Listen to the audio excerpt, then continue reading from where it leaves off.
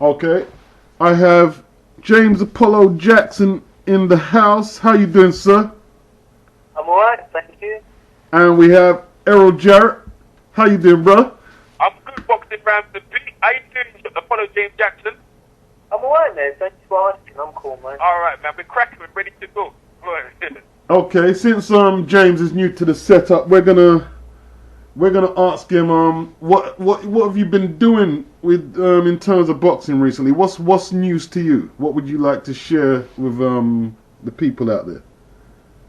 Oh, well, you know, something that I wish to discuss is this whole situation involving Tyson Fury. You know, because I think, you know, in comparison to most boxing fans, I've actually had the opportunity to spend a lot of time around certain people in boxing, and I can sort of get a better, I can hazard a better guess as to why they say certain things, why they do certain things, you know. And for me, well, first of all, let me ask you a question. Right. Do you think Tyson Fury is ducking David Price? You got the question. Do you think Fury is ducking Price? I'm not sure if any of them is ducking anyone. You know, I see how it was set up before is it made it look like Tyson Fury was ducking Price, but you know, sometimes with these negotiations, you really have to be privy to what's happening because they can make it look like Tyson Fury is ducking him, so it makes David Price look like Superman. But the way from what we know, and that's all we can go by. Yeah, I think Tyson Fury did initially duck David Price. Yeah. I don't think so. Go on. I don't think so. Okay, tell me why. Tell us why. I think it's due to money. Yeah, it's due to money in Channel 5. It just makes business sense. You get more. You got a bigger audience better than you can on Fox Nation, and Tyson Fury is just protecting himself. On Channel 5, you've got a wide audience, it's a nice money, that's exposure. Box Nation, you didn't want to, obviously you don't have the fight on Sky Sports. So I don't think, I'm just thinking he's just making a smart business decision, where if Price, he was the champion, right, he could have taken over, but because he didn't want to, and the negotiation wasn't good, he just got the belts, and now he wants to fight Rogan for the Irish heavyweight belt, so he's happy with that. I don't think he's ducking him. For the Irish heavyweight belt, how much is what is the Irish heavyweight belt worth in the world of international boxing? What's that worth? What is the British and Commonwealth belt? Well, what is that worth? That's not worth anything either. What compared to the Irish belt? Are you crazy? Nah, no. Yeah, but if you ask American people, which is more thing, they'd probably say the Irish belt. They'd probably say they were the same. No, they wouldn't. No. No. That is underestimating the intelligence of the people abroad to say that. No, they wouldn't say that. Huh? No, they sure wouldn't say that. Alright then. I don't think they even Let's trust me on this. The boxing fans outside of the UK, they know the value of a European title and a Commonwealth title and a British compared to a regional title. They know. Yeah, if you would have said, you see the European belt, yeah, they recognize the European champion. They recognize the Commonwealth champion. Yeah, they do, but it's not value on them. As far as they're concerned, they're probably all the same. But no, it's not. I'll tell you why it's not the same. You see American boxing channels on YouTube covering Carl Frampton fights. What is he, Commonwealth champion? What is he? What has he got? They cover them fights. They cover Jamie McDonnell. He's a British champion. They cover him. European champion. They cover him. European champion, yeah, European champion. But usually they get one of them international IBS, WBC belts. That's the ones they're interested in. They're not really interested in British Commonwealth. They're not interested in that no more. They should call the Empire's belt. They're not interested in that. I tell you what. You see, before I got into this YouTube boxing community thing, Yeah. I really believed that across the pond they was totally ignorant about British boxing. And I found I was totally inaccurate. They was telling me things about British boxing which I didn't know. Okay. Fair enough. I'll wait my comment. Okay. We'll see if there's any comments. They'll contradict what I mean. They'll contradict that. Yeah. So what do you think, Apollo? Or do you think who do you think it was ducking? Or do you think it was just strings being pulled behind the scenes? Well, I was just, obviously I wanted to hear what fans such as yourself had to say. But the reason I asked that question is just people need to get this thing out of their head where when people in boxing say a fighter is ducking, they don't mean it from a cowardly point of view. Like the same way, like most of us, if like a pit bull came to us, we're gonna duck it. We're gonna be, oh no, I don't want to get into this. They'll be scared. But what I'm trying to say, we're talking about like Mayweather versus Pacquiao, Price versus Fury, and so on. There's no way these guys fear each other. You get me? When I say that as an example, it sounds a bit silly, but if Pacquiao tries to come to Mayweather's house and start a fight, Mayweather's not going to run anywhere. He'll fight him.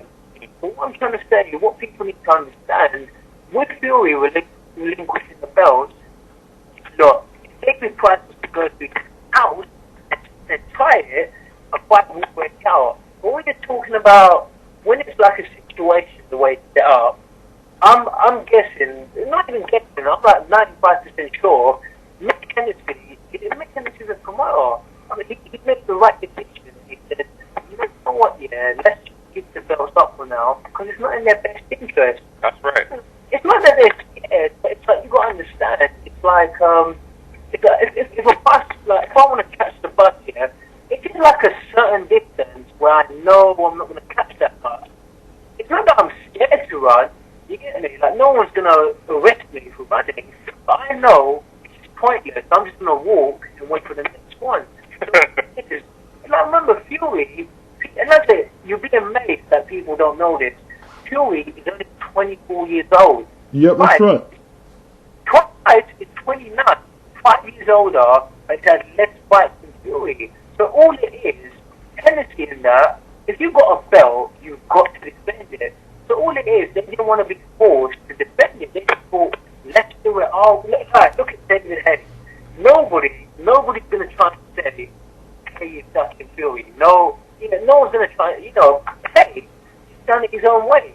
Hayes never been British champion. To talk about how important belts are, he's never been British heavyweight champion. He just went straight for the heavyweight title. And it succeeded. So, sum up, to me, that's what Fury's team, that's what they're trying to do. They're not concerned about taking on anything. They're just there to make their money. So, that's what I want to say. I agree. The other thing is that, look, many certain people, obviously that video I made, calling out all the journalists and that, I'm saying, put this up, I'll say in future videos, someone like Kugan Cassius, I mean, look, I know he's a lot bigger than me, but if he was to come at me in this, I'm not scared of the guy at all. You get me? And I forget, that's not even a good example. I'm not scared to get into fighters. I'll say it respectfully, like, I'll get him respectfully, and I'll be like, just take it easy. What I'm trying to say, if that's the case with me, you're trying to tell me grown men. It's not that they're scared of each other, but it's a business. You get me? You've got to pay taxes, you've got to pay promoters, you've got to pay, all the training costs. They need to make as much money as possible. And like I say, Fury and Pride, the longer, if they wait another year, then that's like adding, that's like doubling the price. It's like adding another zero on. Like, if you say to me, if I'm going to fight someone's on the same level, if you say to me, fight him today for £1,000, and you can fight him in the next year for 10 grand, I'll say, okay, you get me, that's all it is. And remember, last thing I'll say here, it's not as if they've got nothing going on in their lives. It's not as if they can't fight other people for money. They'll run down. They have no choice. They would fight each other. But they're picking up millions against lesser risk opponents. So, like I've said enough anyway, because... No, but I'm not sure if they're. I'm not sure if they're physically afraid to get hurt. I don't think that's really an occupational hazard for most boxers. But I think some boxers are scared to get embarrassed in the ring by an opponent, so they might try to avoid them. Give me an example. I wouldn't. I haven't got the examples to mind, but I think it's not maybe a fear of pain. It's a fear that somebody just might be better than them, and they take the easier options. Canelo, and I know I'm going to get stick for that because I'm always calling him out, but I don't think he has the confidence to face the elite competition at light middle. I just don't believe he has. I don't believe it, or he would have done. I mean, who is he? He's had about five title fights, world title fights, quote unquote. Well, and who has he fought? You're not supposed to have a world. You shouldn't really have a world title belt if you're not prepared to fight the top flight competition. You can't have a title belt and still be working an apprenticeship with it. Yeah, well, I disagree. I think it's fine. Decent guys, Mosley, Cintron, Lopez, But this is what I say about the situation with Canelo.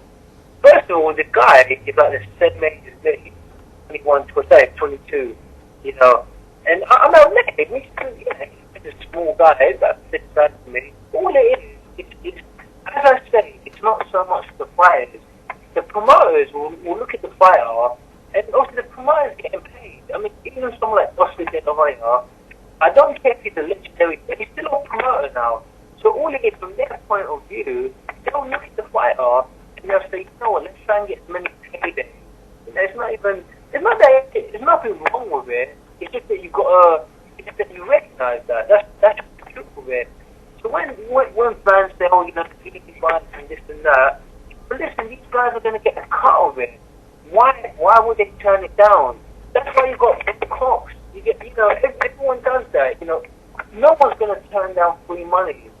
And all this stuff about the best fighting best, I want to see it, but if you was in that situation, I mean, it's easy to say, like, go fight the best.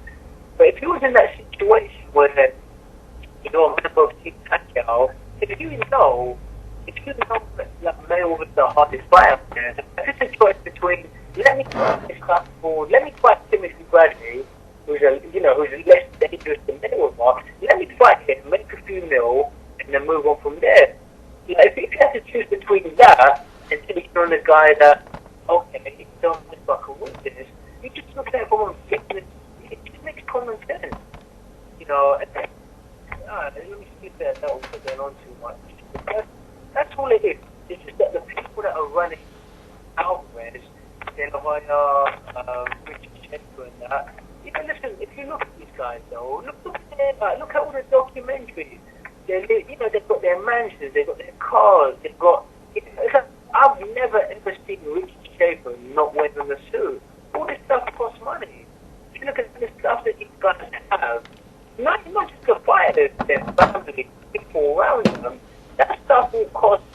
That costs a lot of money. You have to make that. I mean, Holyfield, I read that it takes $1 million just to maintain his mansion a year, $1 million a year. Same thing with Michael Jackson. Like they're talking about $50 million a year just to maintain the house. I don't even know what that means. So what I'm trying to say, to keep that going, you need to raise that income. That's all it is. I've made my point, man. Yeah, apologies, Jackson. If you were just talking and you banged up the desk or something, because there's some vibrations coming off. Like, I think if you're banging on banging or something, you need to stop when you're talking, because it's like, you hear everything, the feedback in it. I'm on my laptop, I keep leaning on it. Yeah, that's what it is. You know what? Look, you make a good point. If it's about the money, the fight is only fight for the money, and that's what it's the business decision. That's what it's turned down to.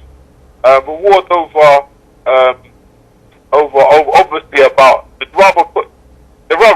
risk and reward thing. I agree that risk and reward. Risk and reward, yeah. Yeah. But Yeah, I suppose, but you see, the thing is, it's easy to talk about the sensible business practices, but you have to realize the fans are going to say you're ducking. They're going to say, well, why didn't Floyd do this? Why didn't Manny do that? Why didn't Canelo do this? That's what they're going to say, you know? Well, I'll say that, but listen, when you say that, though, so what? Who cares? That's just the harsh reality is, though, the boxing, but they're still getting paid. This is what they're going to say. I'm not going to lie, like, I've never been in the office and heard anyone say this, but this is what they're going to say. They're going to say, who cares? You're still getting paid. Yeah, you're right. Who cares? Yeah, you're right. You are right. That's what they're saying, you know? That's what you're right. That's what it comes down to. Is where's the money at?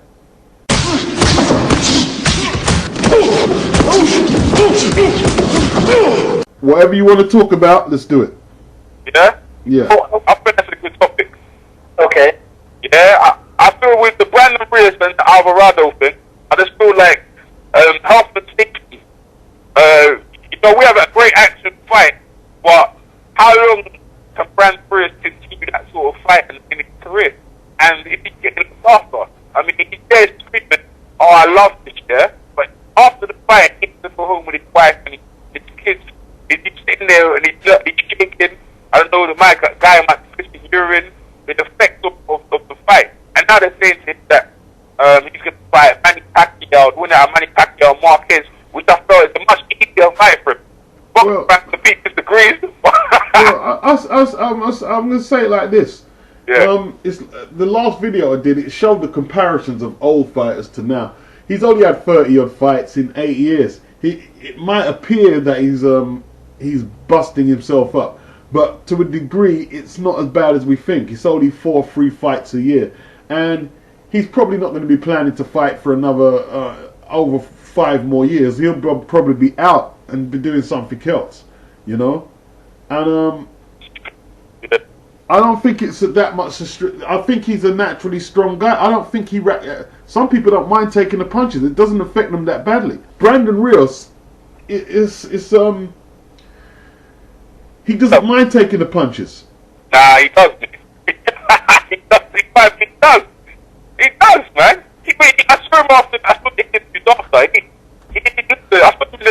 From my opinion, what I saw in the guy in the corner, but you know what I mean? It was like his life. He's fighting for his life on that fight, man. If he was that concerned about taking the punches, he would do more with his defense, but he doesn't. It doesn't bother him. That's all he knows how to fight. That's all he knows how to fight. He doesn't know how to fight any other way. He's never boxed in any fight. He doesn't know how to fight. He doesn't know how to fight backwards, anything. Just go forward. What he's turned into, he's turned into a margarito. Take 5 to give 1. Let me just say, sorry, boxing beats and rhymes. I agree with Mr. Jarrett. If you have you guys both seen me 12 reels? Yeah, I saw that one. That was hilarious. No, for me. Yeah, bro, I saw that was funny, man. You guys were having fun in there. Okay. I got hit with some good shots. So, It was playing with you, man. That was funny, though, man. Go on. Sorry, go on. No, it's cool. Have you got any other comment about it? I thought it was playing with you, but it was a good experience for you. But Rios, you know what I mean? He was playing with you because obviously, like, but it was quite hard, though. He wasn't trying too hard. He didn't hit him, but it was good. It was good. Just when you say that with Rios, he tries to intimidate you. Yeah. He uses intimidation to get through. When he can't get his intimidation, you know what I mean? He's in a fight. But go on anyway, continue, please. No, it's cool. But what I was going to say is, if you watch me fight him, he wasn't letting me hit him. It gave me like this little occasional free shot. Yeah, thank you. They let you hit him. Go on. No, but this is what I'm trying to explain to boxing beats and rhymes. It's not that when you're watching these fights, he's not doing it on purpose. He's not letting them hit him. Yeah. It's that he's just got no choice about it. And as I say, as a comparison, any setback, it's not. I just got to keep the rule. I'm not trying to, but you can see my ability. There's one guy would dominate me, but you can see it against Ellie. He had no choice. If I want to hit him, I'll hit him. Yeah. It's not that I'm trying to I don't want to disrespect Rios. I just, against certain guys, Errol, for example, I think Marquez will box him today. You know, obviously, I'm going to be biased because I know Rios personally, but I just got to be honest, Marquez will just box him silly. Yeah, well, that's what I said to Errol, and he said that. I believe Rios to have an easier time with Marquez than he would with Matisse. That's what I'm saying. I'll tell you what, Errol, right? I'll let you continue what you're saying. If Marquez and Rios is ever finalized and they're going to fight, I'm going to be calling you up to take a bet because it will be free money. I just see it will be free money. What? I mean, it'd just be free money. I don't see how Rios could beat him. I just don't see it. I think Rios should beat him. Go on, James Apollo Jackson, go on. But you know what? BOXINGBEATSANDRHYMES, I can't even make a bet with Jarrett. I feel like a beast, man. I can't believe you actually think Rios. Come on, man. I can't see either. Oh my days! Nah, listen. Look, Marquez has been flawed, but he got flawed by Pacquiao. I just think his timing. You guys are not taking into consideration the age. The guy's saying, hey, Rios is in his 20s and he's hungry. It doesn't matter how hungry he is. He hasn't got the skill set. He hasn't got the skill. He could be as hungry as he wants. He hasn't got the skill set to do it. Listen. When Danny Williams fought Mike Tyson, going into that fight, you think Danny Williams was going to beat Mike Tyson? Mike Tyson was washed up. Now, I'm asking the question. Did you think Danny Williams was beating Mike? Yes, I thought he had a chance of beating Mike Tyson. Yes, he did. But like, right now, I think if you're going to beat Marquez, right now, Rios has got a better chance to beat him. That's what I'm saying. That's what I think right now. What, better chance than who? I'm just saying he's got a good chance to beat him. Nah. Let's see from the early. Let's ask. I want to ask James another question. Go on. Amir Khan versus Brandon Rios. You know what? I've got to be honest. Again, the whole thing is so difficult when I know them on a personal level. You know Amir Khan personally? Like, no, I'm not saying we're friends, but you know, you get to meet him here and there, and you get a liking for certain guys. Like, you get on with him, you're like, oh yeah, he's cool. You know, so in what ways with Amir, the whole thing that's been happening with him, the whole stuff about the mugging, you know, I like it. I don't really want to sort of undermine it, but you know what? I'm gonna have to say up in real because I don't see how Amir's not gonna keep him off.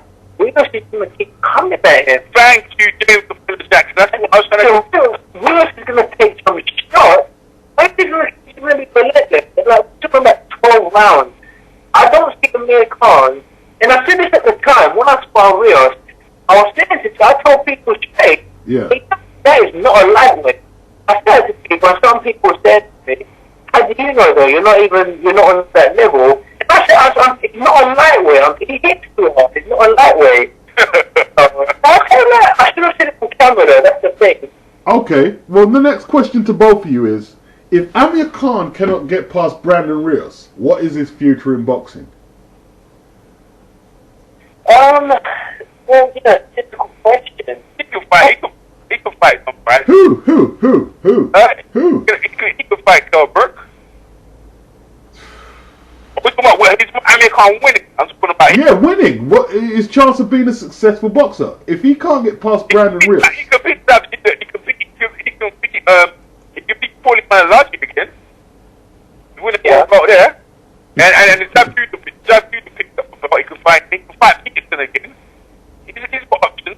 It sounds bleak. He could beat Garcia before he goes up. He could go back there again. He can fight Eric Morales. He's got options. Eric Morales. If Eric Morales beat Garcia, that's I love it's funny, isn't it? Yeah. I'm just saying if he beats him because Eric Morales was doing well against Garcia in the first fight. He was doing well. You know what I mean? I thought he was winning the fight, but obviously he got down and whatever. Morales and Garcia shouldn't be happening. I agree with the videos that said that it shouldn't be happening. Yeah, well, yeah. Well, you might as well, the champ, they gave him a shot, so he needs to give them a shot back.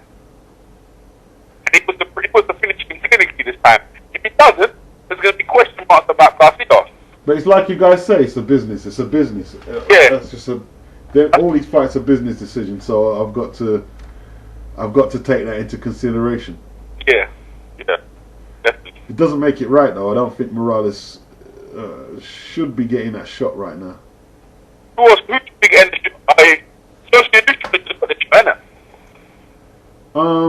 Shouldn't Matisse be getting a proper shot at that title? IBF. Matisse is IBF. It's IBF. Matisse won the IBF belt recently. He did. That was an interim belt. He didn't win a full belt, you know, against the Jose. It wasn't a full belt. Okay. Yeah. That was a WBC. Yeah, you're right. He's the manager, you know. He's the number one manager for the WBC belt now. He hasn't got a belt. Matisse doesn't have a belt. But he's a diamond champion or super champion. He won the who's got the IBF belt? I think the IBF belt vacant. I was wrong. It's got the IBF belt. I think he's got the IBF belt. Who? Lamont Peterson got the IBF belt. That's right, Lamont Peterson. Yeah. So Matisse does not have no belt. He's the number one manager. He's got number one position. They gave him the super belt, innit? He's the number one mandatory, but when's that fight going to take place? After Morales. He's not going to fight. You think he's going to fight Lucas Matisse? He has to. He'll give the belts up. That's what Canelo's going to. He'll give the belts up before he can't give the belts up. He can't give the belts. He's WBA, the Ring Magazine, and the WBC champion. He can't give them 3 belts up. Why not? He can't. He's going to fight him. Garcia's going to fight him. Why? Why is he going to fight him? Because Garcia is like that. He will fight. He's convinced. He's going to go in and fight. So hold on. We've been spending half of this video talking about that most of this shit is down to business decisions. Yeah. So if it's down to a business decision, Lucas Matisse is not going to bring a lot of business to the table. Let me say financial business. Go on. Let me say that. See Lucas Matisse, right? Where did he come from? All of a sudden, he sprung out from nowhere after 2 losses against Devin Alexander and against Zab Judah. Yeah. The number 1 contender for the WBC belt against Jose Lucic. That should never happen. Jose Lucic should have got a shot before Eric Morales should have had the shot against Jose Lucic. And that's what should happen. But you know, so if you really keep it really, I'm a Jose supporter. Apart from that eliminator fight, who has he really fought? Jose Lucic. Yeah. He kept himself in hibernating. He never fought no one because he's waiting for each shot. He never fought no one because he's waiting for each shot. This is the problem is though with Lucic, and I've met him. It's like with someone like that, he hasn't got a name. So if he's gonna hibernate, as you say, that just makes it 10 times worse. You get me? Because people forget about you. Boxing is a shit around for you. Yeah, they put him on the shelf. When I mean hibernate, they put him on the shelf, should I say? They put him on his promoter did do a really good job. If Golden Boy was behind him, or Top Rank, or Dog King, he would have never been, he got taken advantage of. I don't even know. Who is it that promotes him? Is it Canelo? Yeah, Luis Canelo. He don't care about him. He cares about Martinez. Well, I'm sure he tried to get some mileage out of him. He never listened. After he's done that fight, they don't care about him. Luis Canelo is already sure he's not one of the top promoters. Him and Groups, they're not promoters. They just there milking the fighters. The fighters are the ones doing all the work. They're just there whipping the rewards. They ain't doing no promoting. They ain't doing Top Rank and Golden Boy. They do jobs of building their fighters. Look at Chavez Jr. Look at how he's been brought along. Yeah, look Oscar De La Hoya and Canelo. They've been built along. They've been brought along properly. Then Lucian Suter and the fellow haven't done shit. When he left England, left London, before he left, he should have got the European belt. He would have put him in a better position. He went to the WBC belt and they stiffed him. That's what happened to him. He's been stiffed. And he's been there waiting around because he promotes the game. He just wait, don't fight no one. And look what happened to him. He comes into the ring rust, and Mr. Matisse took advantage of him.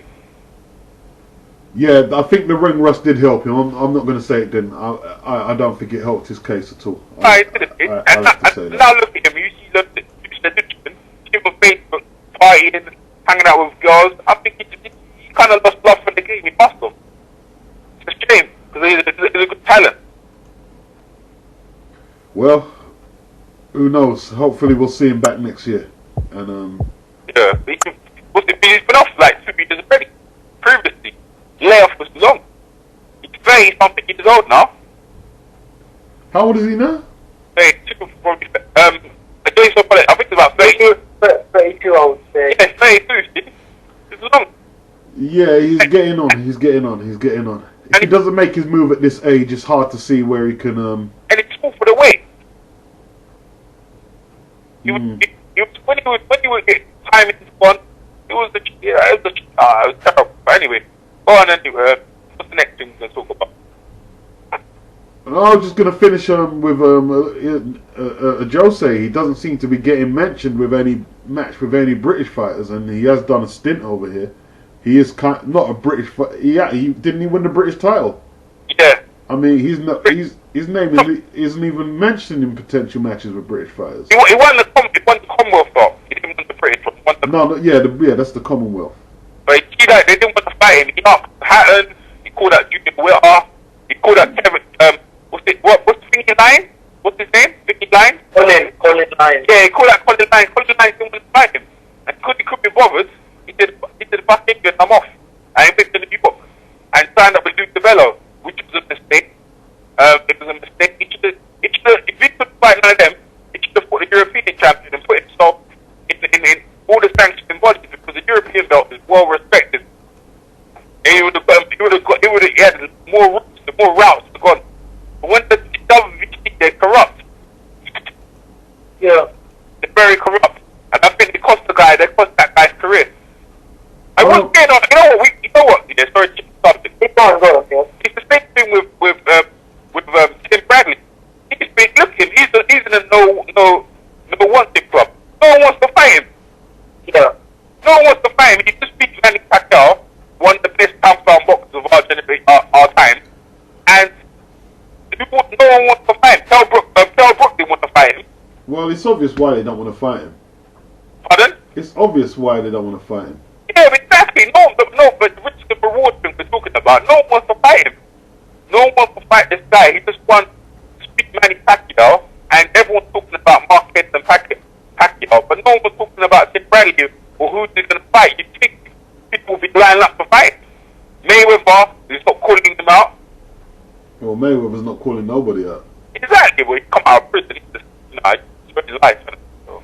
I've got a bit, if I had to break it down, with most people, the reason they're not going to fight Bradley, it's just too much of a risk. He's a hard fighter. You don't. Go on.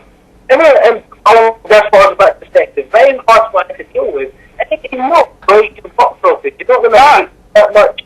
And if you lose to him, once you've lost that 0, Kel Brook knows that. I respect him. That's a big risk to take. You get me? And once you've lost that 0, it's going to have a significant effect on you. And what the other one I'm going to mention, Mayweather, my guess with Floyd, I think Floyd's got too much money now. He doesn't care. I think he's got too much where you lose the same hunger. It's like that minimum wage. Yeah. No adult's going to be on minimum. You're not going to do the same thing. And when you're young, like £1 is a lot of money. Well, I do that. When I come from Eritrea, East Africa. The way I would deal with my nephews and whatever, I'm not really aggressive. I don't get like the child. I'll bribe them. Listen, the things I used to just come up with, I just say to them, I'll give you like 10 nakba, which is like, I don't know, which is like £2 or whatever. Whoever behaves the longest, whoever sits down for the longest period of time, I'll give it to you. The one I'm trying to say, when you've got nothing, it will be a lot to you. It's like money is important to you. But when you've got like Mayweather money, why do you can just, that's my answer. No, you're right. You're right. You're entirely right. You're entirely right. You're entirely right. And a lot of people say that he's not doing enough to finalize his legacy, but he's finalized the financial legacy. And again, though, from Mayweather's point of view, So what do I care? Like, Mayweather's like, look, I'm Mayweather, yeah, so I've got all this money in the bank. I'm going to keep it real, yeah.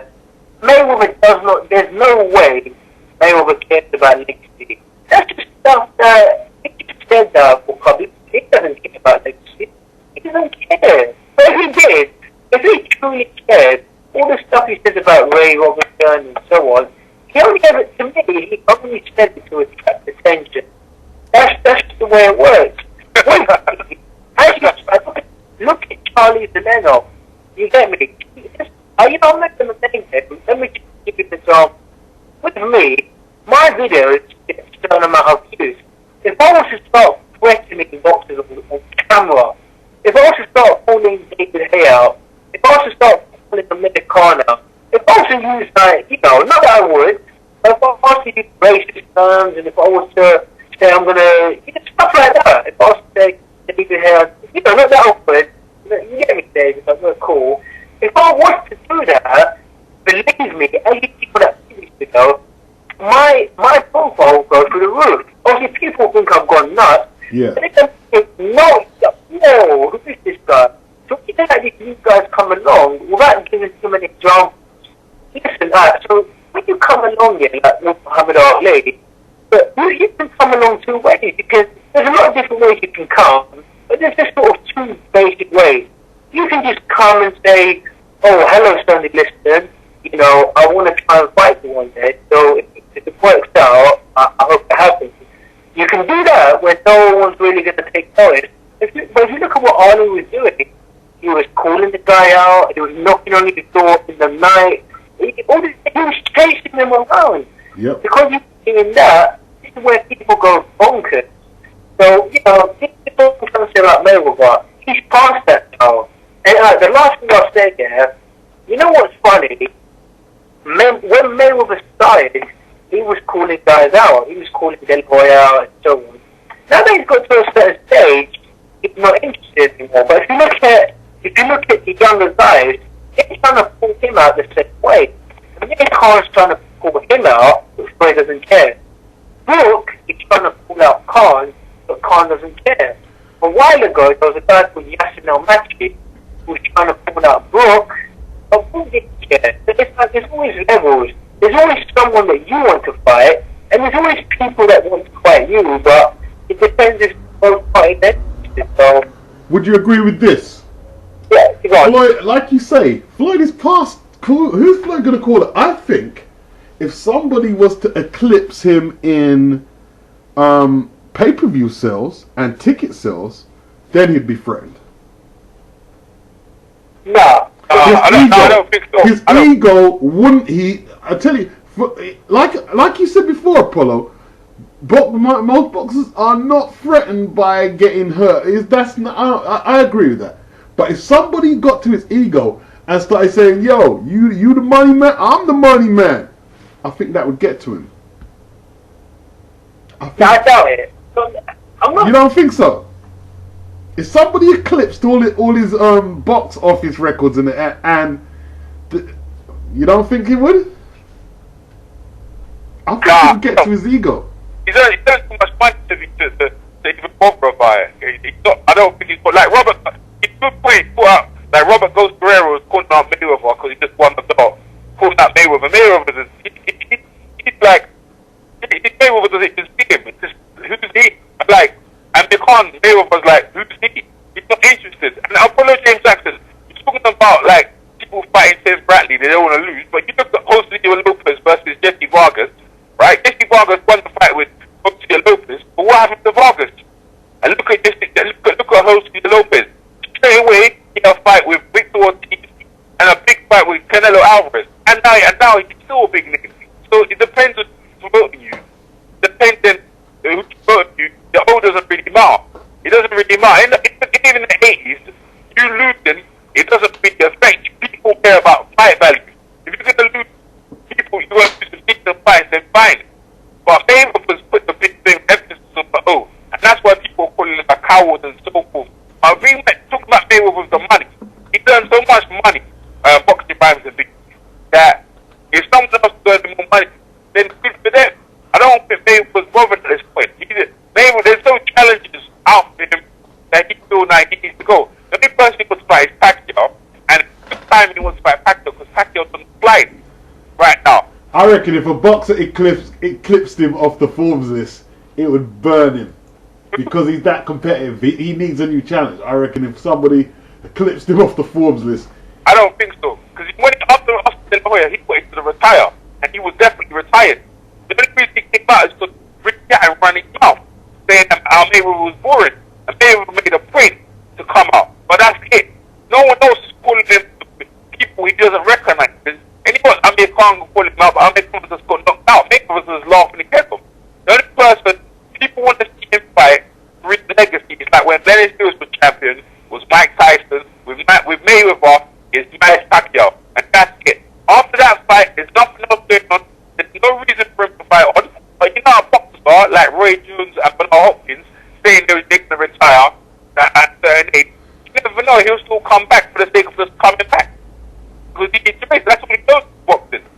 All he knows is boxing, so he'll probably still come back every now and again. And eventually, people will lose if he does that. He'll beat Manny Pacquiao. Right now, today, if that might happen, he'll beat Manny Pacquiao. You think he would? Right now, today, he will beat Manny Pacquiao. Timing is everything. Marquez beat him, and then he beat Bradley, in my opinion. Or maybe it's true, whatever you want to say that. But he's gone down as a fighter. Well, that's another thing. People say about Mayweather getting 6-14. When he fought that fight, Mayweather was like, no, I disagree. I think, in my personal opinion, that when Mayweather fought, Cotto, when Mayweather fought Cotto, right, Mayweather let Cotto get up with certain shots and let his nose get bloody.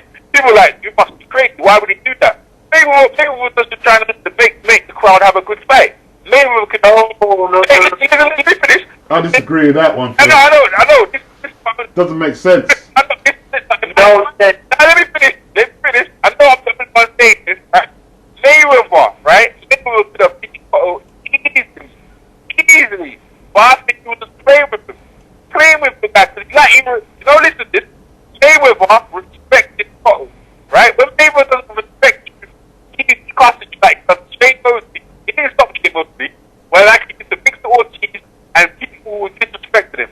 He goes in there and he really puts a beating on you. Against Cotto, in my opinion, he let Cotto get off with certain shots, right? That's just my opinion to that. But you guys comment on it. Go on. I'll let James answer that one. Pardon? I'll let James answer that one. To me, no, that's impossible to believe. I believe that. Maybe was that type of guy. He's that type of guy. You play with him.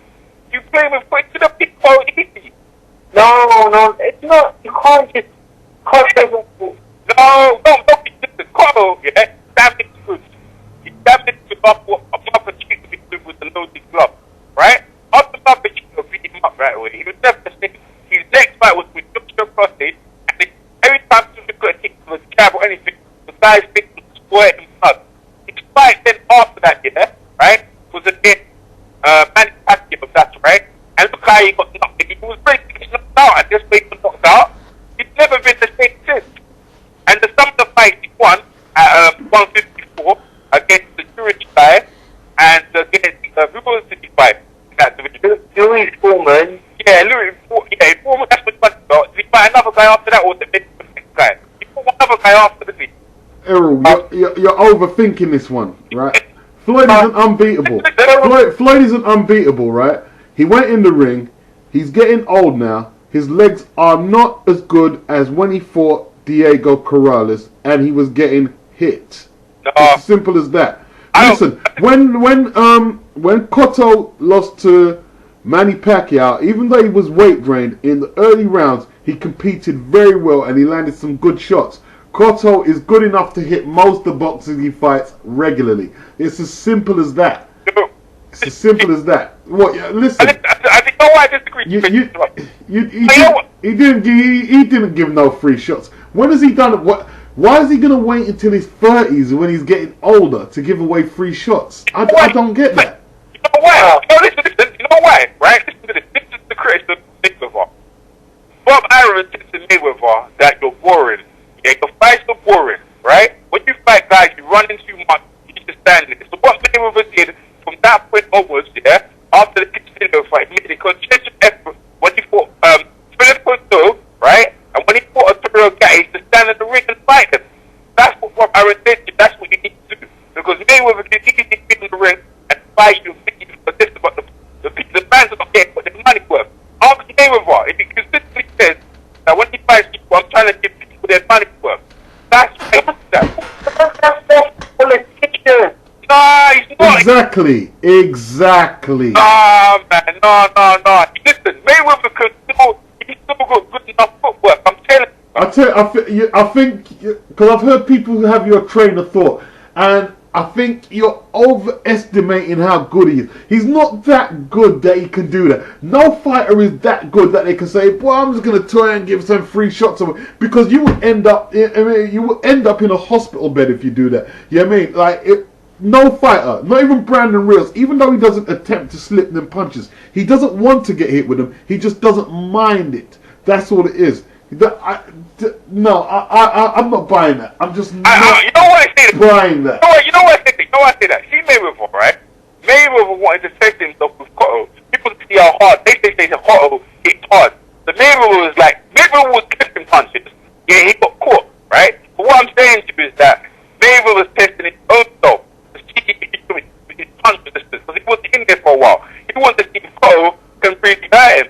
So he just let Cotto. I'm not saying he let Cotto. Errol. He would have known how good his punch resistance was when he was sparring and training. He's not going to wait to go in the ring and test his punch resistance. I can't run with that one. I can't run with that one. It's just, you know what? Pardon? How many fights did he have? What is it now? 33, 34? 35. Listen, 35 fights, look, he knocked out OG, he's beat up Shea Mosley, Judah, so on.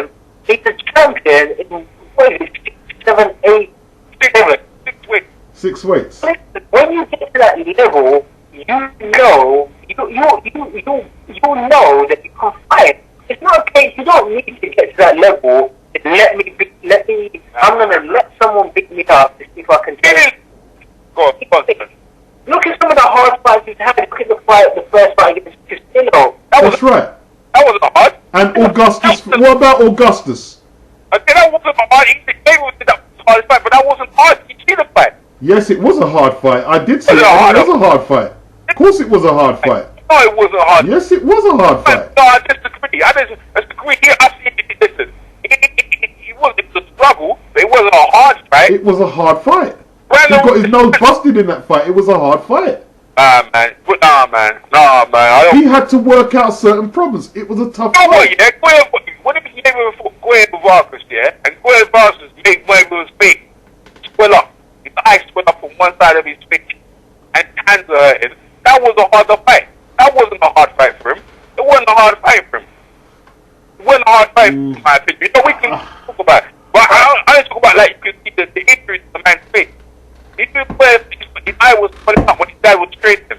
After that, he came back from prison, and his dad was training, and after that, he fired him and got rid of Mayweather.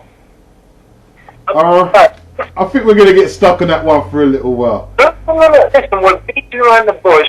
The basic point of it, no man, when you get that level, no man is going to let anyone beat them up. Yeah, I agree. Yeah, but you've got nothing to base it on, Mr. Jarrett. No, but one thing, when we talk about letting, right? People on the roads, they had cut through punches. Some of the punches got through. And some of the punches got through and Mayweather got blooded up. He did the same thing against Philip Underwood, same thing against Victor Ortiz, where he had people throw punches and he blocked them up on the ropes. No, am I not lying? No. Let me say something. Let me just say it. I'm sorry to keep interrupting. When I'm sparring, I spar a lot of people. Like, I'm not a proven fighter. I still need to prove myself. But it's like when you fight guys, like when you look at how easily Rios was hitting me. Don't stop saying the letting. It wasn't letting them hit him. That's right. They hit him. You've got no choice. If I'm in the ring with Brandon Rios, once Brandon throws that punch, I'm not letting it hit me. It's just I've got no choice to hit me. That's right. I say Cotto ring, I don't care if you're Pernell Whitaker, I don't care if you're Muhammad Ali. If you're in the ring with another man, you're going to get hit. You've only got so much, I don't care what. That's right. The ring is only 20 foot. Forget about Jack Johnson and all this stuff. I don't care. I want to, hey, Mr. Buzz. Wait a minute. I can't hear you. Hold on a minute. No, that's Mr. Buzz boxing price to be changed to follow Jack. Hello, Mr. Buzz. What's good? He thinks he's sorting out his mic thing. Okay. When he comes in, go on, James, follow, carry it. Hey, hold on a minute. Hey, Jarrett, can you hear me now? Yeah, Mr. Buzz. Yeah. On here, boxing price and things, and I've got James Apollo Jackson, yeah? We're boxing, we're having boxing, talking about boxing. We're talking about boxing. Well, you called me at a bad time this time, Errol, because I'm on the phone right now. Oh, you good to go, yeah? Yeah, I'm on the phone talking to my lady right now. I'll say to England. Yeah, it's good. Almost, hey, we're recording this, isn't it? At the thing. So, I'll talk to you later then, yeah? Yeah, Errol. Yeah. Say hello to my lady. Her name is Dolores. Tell her you're in England. Hello, Dolores. I'm from England. You heard that? What you said, baby? She said, Errol, she said hi. Let me tell you hi. Okay, hi, how you doing, Dolores? Okay, I'm gonna get off the phone here. I'm gonna holler back to you later on. Tell her what part of England you in. London, England. Okay, you heard that? Yeah, he said, okay, all right, I'm gonna call you back when I get a chance. Who's that? Did somebody fight or you're just talking about? No, I'm boxing price and people. You still there? Yeah. Yeah. Say, look, Mr. Buzz, hold on. Yo, you guys say hello to Mr. Buzz. Hello, Mr. Buzz. Hello. Okay, We'll do that later, yeah? Let's. I don't want to lose a train of thought on this, yeah? Because we're going to wrap this soon now, alright? Mr. Buzz, I'll talk to you later. I wanted to, ask about, Mr. Buzz, I'll talk to you later. Okay. Alright, bye. I wanted to ask you guys, Nathan Cleverly, how do you think his reign has been as a world champion? What's the deal with that? Nathan Cleverly as a world champion. Yeah. I think I would say to sum up, but if I'm decided, I think he's probably, I think probably the sort of top 10 in the world. But he's not really fight. I think he's got a lot of ability. I think maybe natural. I think he's got a lot of natural ability. But I'm not. I don't think Warren's playing games. He's not matching. He's matching him very cautiously. And a quick comment that I make about people like Warren and Maloney. And even if I like Maloney, because I respect like Maloney, but when these guys get to a certain age, come on, they know they're running out of time. So the next thing is, let me just try to get as many paydays. You get me? They don't really care about messing up a man's career. You get me? That's my statement. I just think Warren doesn't really, he's not trying to promote him. How do you think his career should be going on? I mean, obviously the thing is, it's not easy to say it. Ultimately, first of all, to me, it needs to be quite better. Like when I say that, you need to get this guy on terrestrial TV. You get me? If you get on little Fox Nation, you can't force people to give you their money. You need to get them on free TV, channel 1 to 5. You need to make them more exciting. Like you get me stuff like documentaries, stuff like that. And obviously the most important thing, you can't keep matching them against these jokers. These are mismatches. The guy that he's fighting next, I don't know the guy's name. Coin. It's not being matched competitively. It's not being matched against the hardest guys out there. And to me, that was the problem with Derek Chisora. Like, you just matched him against he was overmatched. The best guy Derek Chisora fought was Sam Sexton. And then all of a sudden, you're putting him in with these guys you're putting him in with these big guys, and also, let me start again. The best guy Chisora fought was Fury, yeah? And he got the Fury on points. Now, he was loses to Fury, and all of a sudden you're trying to get him a world title shot. To me, what that says is you're just trying to get your cut. You're not. It's rushed. He wasn't trying to develop Derek Chisora. I don't think so. I don't think he is. That's very good point. Very good point. Go on. He only has 16 fights. Let me just take this quick thing about Derek Chisora here. Listen, I used to be. I've spent a lot of time watching him train here. With all his fights, when he fought Vitali, he only had about 16 fights. Everyone knew he was going to lose that fight. Now with me, because I was a bit deluded, because I was around him, I thought, David's going to do it. But the reality is he was going to lose. What I'm trying to say, if the man only has 15, 16 fights, he's not knocking anyone out. We're not talking about young Mike Tyson. Why would you be putting him in a heavyweight champion, a guy that's had over 50 fights? The only reason is to make money. He used Derek like a piece of meat. Say again? He used Derek like a piece of meat. Exactly, and because remember, let me point out though, if Chisora is fighting victory, then that is not Frank Warren's show. So Frank doesn't have to pay the venue, he doesn't have to do, all he's got to do is just turn up. Who cares? Whether your man wins or loses, Warren is going to say, you know what, I'm getting a cut out of this. That's his only priority. Yeah. That's right. Because nobody in their right mind can tell me that Derek Chisora to win that fight. That was delusional. I mean, you give the man respect, he's done very well. And to me, I hold my hands up that I thought he was going to win. On my excuses, I was seeing it every single day. That's what it was.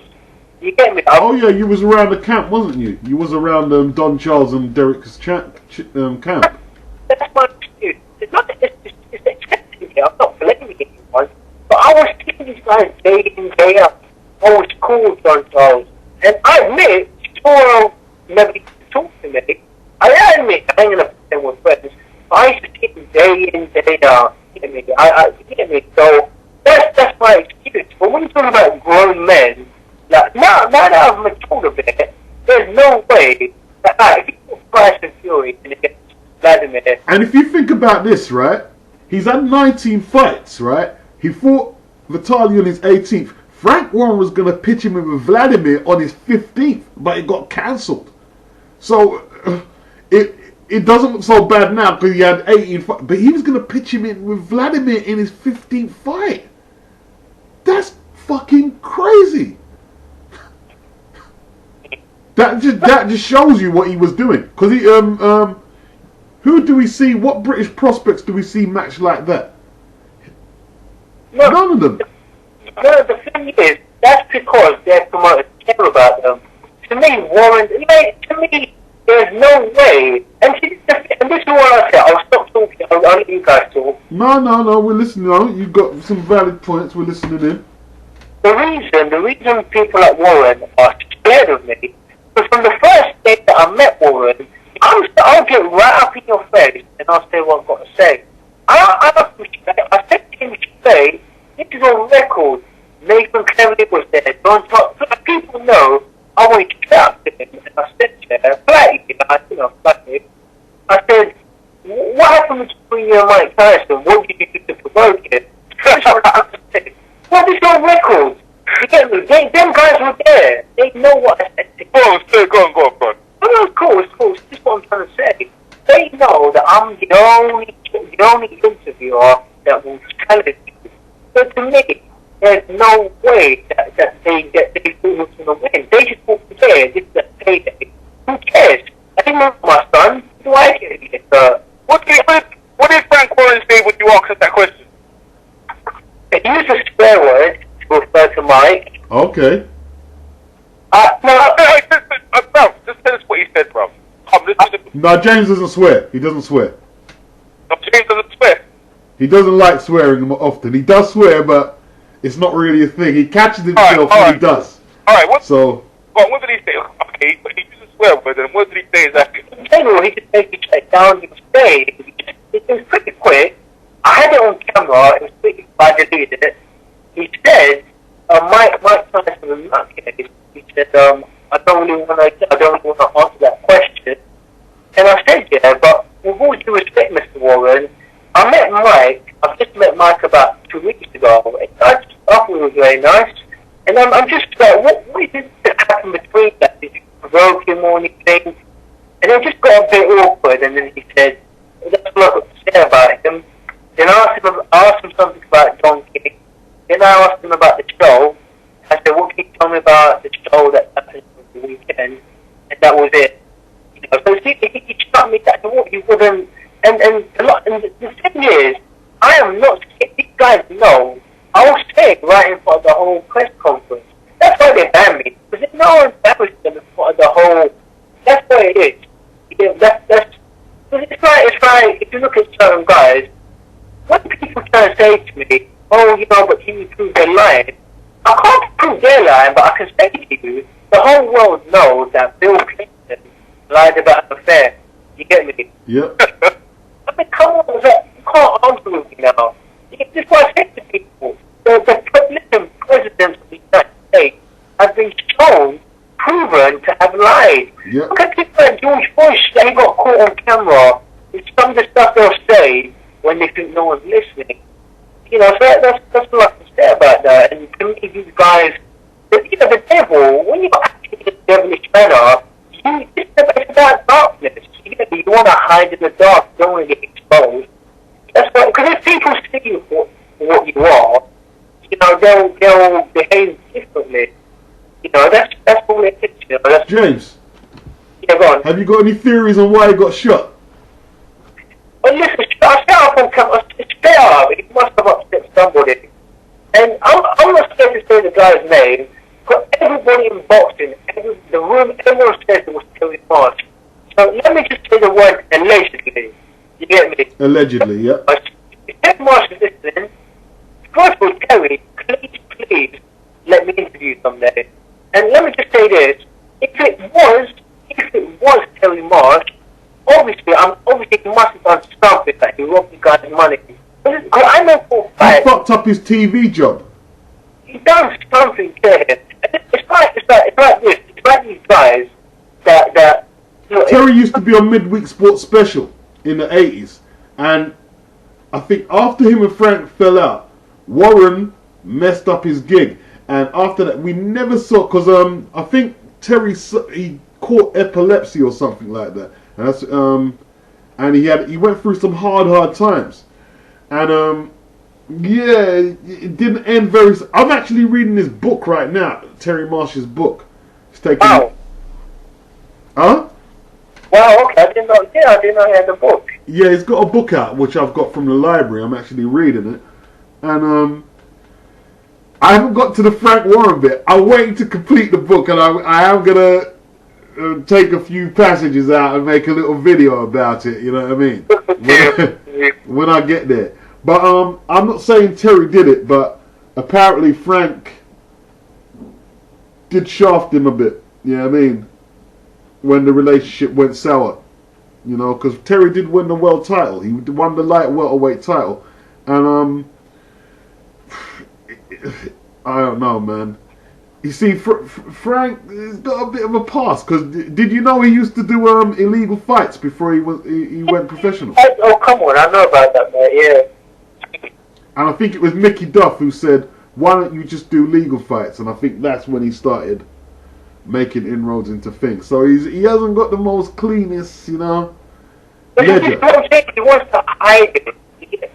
So just to finish up on the Terry Marsh thing, Yeah. you know what they say? It's like when you know, there's this legal situation where they call it crime of passion. Like, you know, if you walk in and your partner's cheating and you attack them, you kill them, you can claim defense. Yeah. That, you know, you can argue it was a crime of passion. What I'm trying to say about Marsh is, if it was Marsh, you know, because you have to be cautious with the way you say certain things. If it was him, to me, Warren must have done something so badly that he must have done something to him that he just thought, oh, you know what, I've got nothing, I just want to get this guy. It was a crime of passion. I just thought, nothing else matters. says. And he was, see, the thing is, Marsh is ex-army, so to get the gun and you know what I mean, and he's a good shot, obviously, because he's in the Marines. He was in the Marines. It's just simple though, and the people keep saying to me, "Oh, what if it sues you?" They can't sue me. I'm just repeating what everybody in boxing says. Yeah, that's all I'm doing. That's all I'm doing. I mean, I'd hate. I know. I'm gonna say no. Terry didn't do it. Now that's what I'm going to say. So no one starts pointing the finger at the guy. Because have you noticed we don't see Terry Martin? He's a former world champion, and he's never called to He's never on a Steve Bunt show. You never see him on ringside. Like sometimes I mean, Lloyd Hunnigan was hated, but even he turns up occasionally. You know, never see him. Well, it's obvious. Obviously, that's the case. Look, these people will shut you out. Obviously, if that's the case, there's going to be some sort of problem between him and Warren. So Warren just says simple, I don't want him, because this, like I said, this is what they've done to me. They've taken disliking, and they'll be like, oh, you know what? What they'll do, they'll tell. Listen, as I say, I'll give you an example. You know who Francis Warren is? Yeah. This is, I've seen this on camera. This is why I dislike this guy so much. I met Francis one time. I met him in the gym. And then this guy, this is before I've made the videos. I've never ever said one bad word about him, his family, public. But he walks into the gym and he tries to get me banned. And when I say he tries to get me banned from the gym, he waits until I'm sort of over there, and he goes up to John Charles and starts trying to whisper in his ear. You get me? So they come at you very manipulatively. And like I said, I don't even know what I've done to upset him at the time. But now I understand there is time. But back then I didn't do anything. Never said one bad word. I might push you on questions, but you get me? I never got rude to anyone. So they're very manipulative. So to me, with Marsh, it's simple. They just go around behind the scenes and they just say to certain people, if anyone tries to ask about him, they just say, look, do me a favor, do yourself a favor, we don't want him around. It's just as simple as that. And most people in boxing, I mean, they're not going to stick their neck out for you. It's just real. You get talking, it's like films, man. People get carried away. People think that if I meet the actor or whatever, like Christian Bale, don't think Christian Bale, actually, I'm a fan, but don't think that he's going to be some heroic, you get me, that he's going to be. You don't know how they're going to act. Yeah, that's right. Angelica, a quick one. Angelica really makes me laugh when she tried to say about Joseph Coney. I hate him. If I get my hands on him, I'm going to kill him. Yeah. He wouldn't. That's nonsense. Of course it's bogus. Just because you pay people to do these little films to you, I'm not speaking on her. It's the same with Jackie Chan and all the rest of them. You get me? They're just people. So I'm just trying to explain to you why you don't hear about March. No one's going to stick their neck out. It's the same thing with, here's another one. Anthony Paul. Oh, yeah. Oh, yeah. Anthony Paul. He's selling stuff fundamentalist. I'm on his Facebook page now. I'm subscribed to his YouTube channel. And he's making videos. People can't stand it. He's making videos against the war in Iraq and things like that. So, yeah, what happened with Anthony Paul? Well, I mean, with him, I've never met him. I've spoken to him on Facebook. Well, you know, just to sum up, because he took this whole controversial behaviour, people started shunning him. You know, to this day, boxing fans don't know a thing. I keep telling people, that people try to say to me he's a liar. Like when he says, I used to be friends with David Hay, and listen, he's not lying. Listen, this guy, Anthony Small used to be big. He used to know all these people. Yeah. Listen, he used to go to strip clubs with me. It's in David Hay's biography. You get me? But what it was, always started acting a certain way, people started panicking. And that's all it is. You understand me? That's, and actually, it's a very cold. Has Anthony Small still got a British boxing license? No. he's retired. He's lost interest. Yeah. Yeah. I mean, you know, that's one guy. I've tried, you know, I've contacted him a few times. You know, that's one guy. If I can try and get him to sit down with me and tell me a story, you know. But like I said, in boxing circles, it's fun. Listen, people don't. Some of the main names, but people don't even want him in the gym. You get me? I want to try and tell people that I'm not going to name. I don't want to call out these people, but people that knew him, that, you know, when he was around. When I try and say to him, he set me up. They say, listen, I don't really want to. Don't bring it to my gym. I'm not going to say who, but I tried to say to one guy, could you invite him to the gym? So he said, no, don't try that. I don't want him in my gym. And then, you know, this is what happens, you know. It's a lot. And the last thing I'll say for now, when they say boxing politics, that's what they mean. Politics, like, you never know what's going on. Like, one day you just say to yourself, why is no one calling me anymore? Why is someone else not called? You meet people in person, like, hey, wait a minute, why is he acting different, you know? That's you know, but that's the way life is, I guess, you know? Yep. Yeah, it just turned for the worse for him. Why do you think so much fighters get into disputes with Frank Warren? Well, I mean, look, I've said it on camera a few times, and I'm going to continue saying it, because, you know, the guy can't seem to do nothing. But obviously, from what I understand, from the time that I've spoken boxing, I think the main issue that I've heard of certain people, I'm not, if I'm cool with you, I'm not going to snitch on you. I'm not going to say who, but I've had fighters complain, fighters in their team, that feel that they're not being paid enough. The main that I can say, you know, I'm Tony Bailey and James Hill, but that's out in the open, so, you know, that's two guys that say. And also, at the time, before they kept him, there wasn't really any, because they just left all of a sudden. So I just feel a lot of guys are having issues with that, and if they feel they're not being promoted properly, I think Miguel, one of his big problems, whether he admits it or not, is he was upset that Warren signed his work. Yeah. Well, you know, what are you doing? You get me? That's like, you know, it's supposed to be on my side. Yeah. So I feel like the main problem, I think the main thing is money. That's going to be the main issue.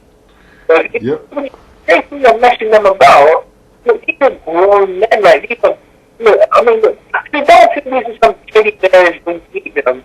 These are people that boxing is a sport of violence. It's a sport of anger, like, you know, they might hold it in for a certain period of time. At some point, they will explode. And to me, that's what happened with David Flora. He was just getting wound up by all the contracts, and that's why he lashed out. Because he felt the Klitschko's were just messing him about. So, this is the reason certain fighters were leaving Warren. You get me? In fact, you know, when I was younger, I would never, like, you get me, there's no way I would dare talk about him on camera the way I have. As time goes on, you know, the anger will start to, you know, you get raised by, you start thinking, you get me, your priority will change. Back in the day, look, everyone said to be one of the most powerful men in boxing. But I was like, oh, you know what, I need to be nice and respectful. You know, I don't want to upset him. And now that I've got to a certain age, like being to America, now that I'm making these connections, what do I need you for? You know, I sat down and checking all these hours, like, what do I need you for? So that's why I can now, take the position that I have. So the last thing I'm saying about employment, it's for some particular, you've got people that take it over the price, that's why, you know, they've got options, you understand? So that's what I say about that. Also, as I continue to, as my position in boxing, as I continue to grow older, I'm going to learn more. You know, as people keep letting me in more and more, you know. Definitely. Who's our best British fighter at the moment? Who's the best? Right now, at this moment. You've got to say it's Boris because of the competition. Some people are saying Ricky Burns is better than him. Is there any valid case for that? Not yet. If he take on, if he beats like a burner and as a cup, he needs to be that lead. He needs to get at least 4 good names. Now you got that disrespect. Look, all it is, this is a short one. Look, it's high. And what it is, because he's come off his fight so recently, it's the same thing with Price and all these.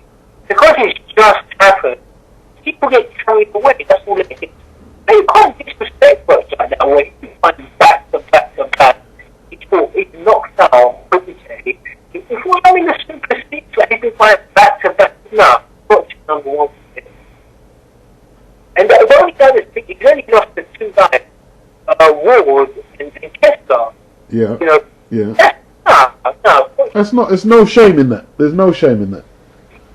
There's no shame. Yeah, Frotch is the main man. Frotch is the main man. What do you think, Errol? Yeah, I agree, man. I agree, Frotch. There's no doubt about Frotch. Frotch is number 1 guy in England.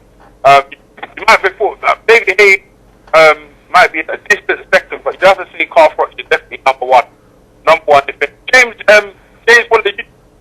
some of the stuff you were saying, it was just like mesmerizing because you got the inside information that I wasn't aware of. Okay. What points did you get hit with there, Errol? I got hit with quite a lot. The belief how Frank Warren conducted himself, the Sun, how the Sun conducted himself, just the whole business around it, and the way Francis seems like a little bitch. Yeah, and the coldness, and the whole thing with Andy Smalls, how they're shunning him from the gym. Let me ask you a question: the people, what gyms are you talking about? Because I don't think Andy Smalls, if he came to All-Star gym, I think they'd let him in there. I don't know which gym, but there's the Doors gym in Finch. They won't let him in. I'm not gonna. I don't think James wants to snitch them out. Nah, I don't think which gym. Okay, fair enough. I want to do it. First of all, I won't say though, it's not the tutorial gym. Yeah, I don't lie. But all I'll say is definitely not the tutorial gym. But all I'll say is the amateur clubs are different. That's amateur boxing. Okay, pro clubs. The pro clubs. Okay, fair enough. Professional. Professional gyms. Okay, fair enough. And then you can say, like, wow. Like, what I'll say is, like, these guys, I'm like, back in the day, like, used to be retro. They used to, but even for me, it was a shock. And they're telling me, they said, look, don't ask me about this subject. I don't want to know about this. You know, it's just, and listen, once a person shuts you down like that, like if I hang up on you right now, if you ask me a certain question, like, you know, I'm not going to talk, I'm not going to say anything else. And, you don't know what's going on in their head. You don't know what secrets they've got. You can't, you know, have to do what? What am I going to do with grown men? Like, you know, this mind reading, that's only in the films. Once they shut down on you, that's that. You can guess, but, you know. Yeah. Okay. Some of you, I will sum up Audley Harrison's career.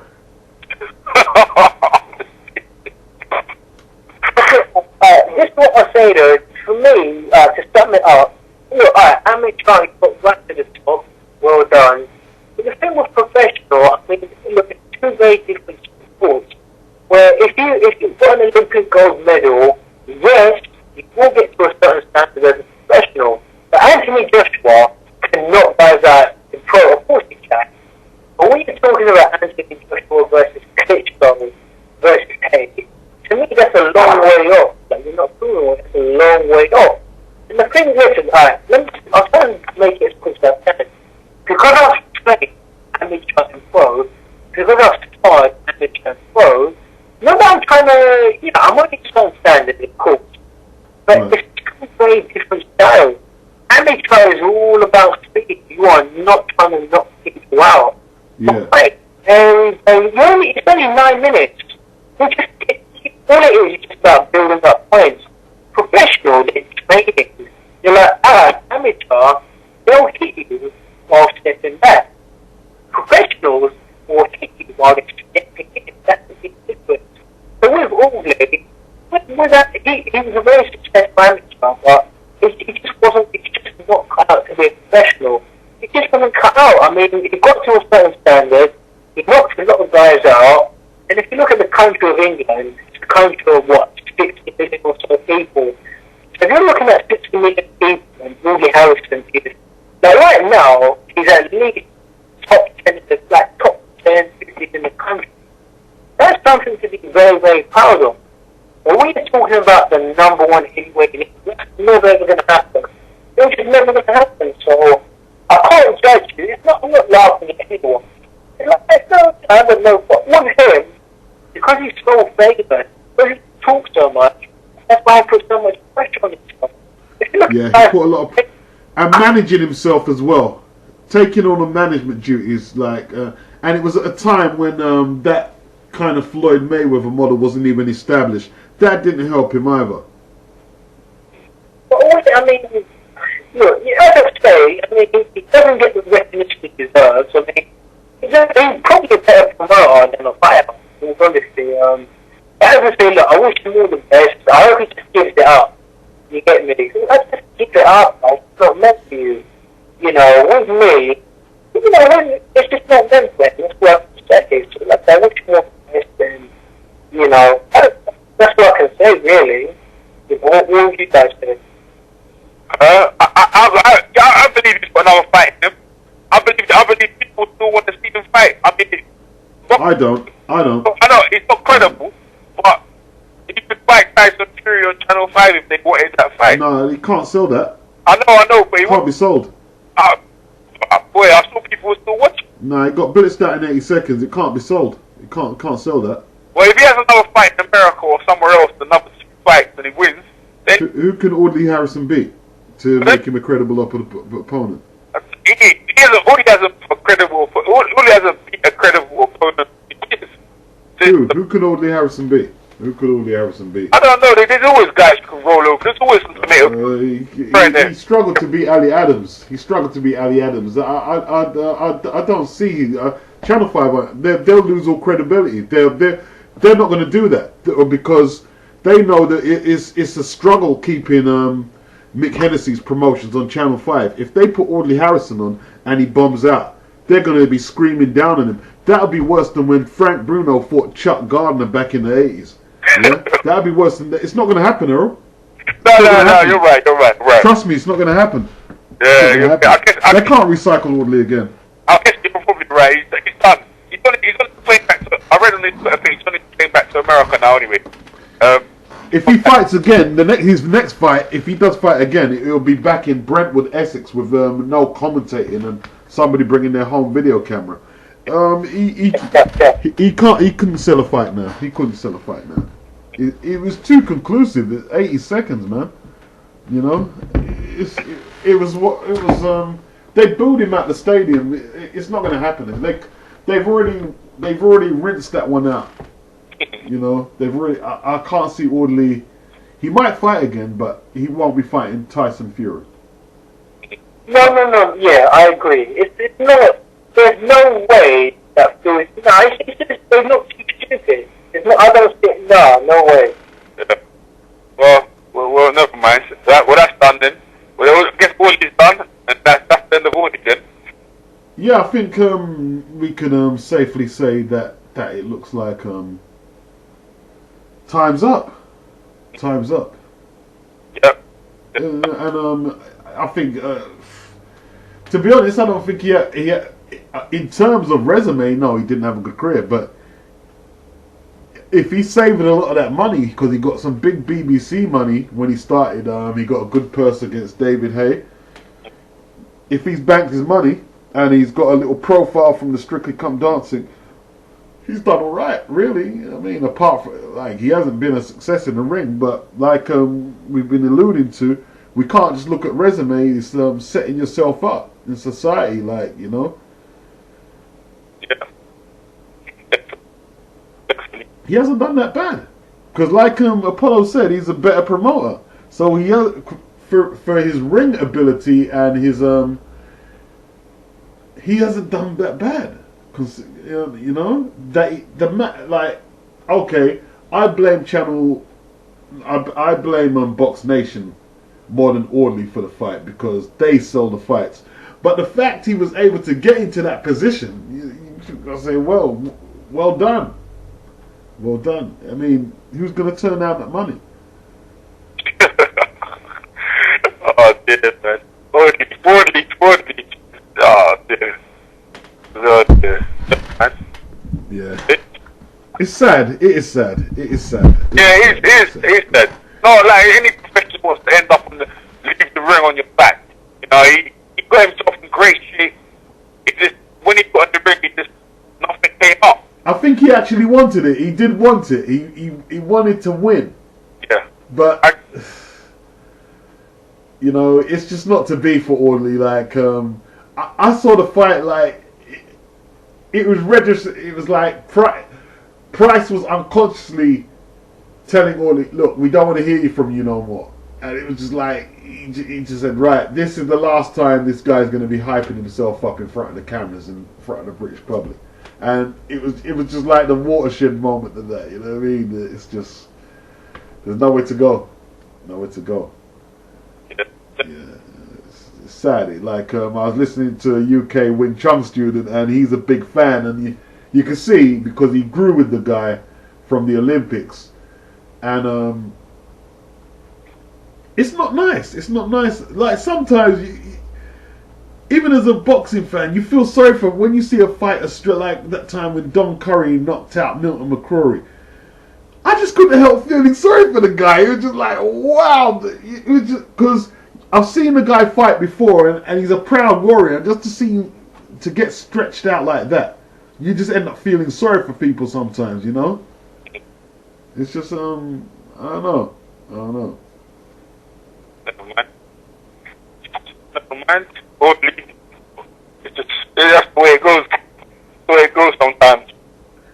The ring can be a lonely place, man. Yeah, definitely. What fights we got coming up this weekend? We've got Kell Brook. We got Alexander, Malik Nagin. Alex, who do you fighting? I can't remember, to be honest. But they don't fight on the same bill. What? Kevin Bailey. No, you talking about they're fighting in America, right? Yeah, America. And they're fighting. Kell Brook's fighting over here, and then later on we got Fully Balanzati. And who else on that card? Is it Quillen's on that card? Oh, is Peter Quillen fighting for the vacant title on the same? No. Alexander's fighting Randall Bailey, isn't it? Yeah, that's it. Yeah, Alexander. Yeah, that's right. Yeah, that's right. I don't look. I think it's going to be an easy night, but he has to until that 12-round bell goes, or until he stops him or something. He's got to be. That's. I remember when I made the boxing news report, I said with Mike Jones and Devin and Randall Bailey, I was saying, yeah, I fancy Jones to win, but he needs to watch out, extra careful for that power, because sometimes when you talk to people who don't really know boxing, you explain somebody's power, they think, oh, you're exaggerating. No, this guy's got detrimental punching power. Did you see the final punch, the damage it done to his nose? It's like some people have just got brutal hands. You know what I mean? It's like they just leave a mess in the wake of their destruction. You know what I mean? And he's one of them guys. He's got scary power. And I wouldn't be shocked to see, because he actually punches, trust me, I know people are going to laugh, he actually punches harder than Lucas Matisse. It's only he can't fight as well as him. He actually punches harder than him. And Matisse dropped Alexander. But that's only because he can work combinations better than Bailey.